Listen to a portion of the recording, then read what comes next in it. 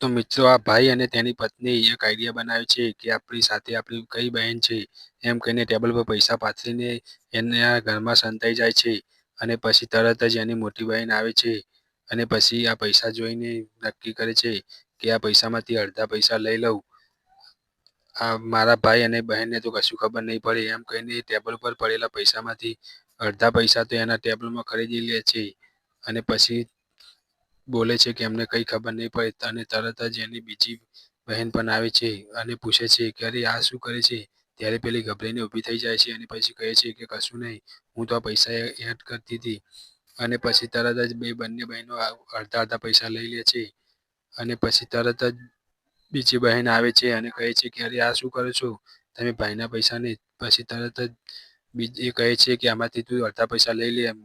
પછી તરત જ પેલી મોટી બહેન ના પાડે છે અને પછી તરત જ પેલો ભાઈ એનો ભાઈ આવી જાય છે અને આની ચોરી પકડી જાય છે.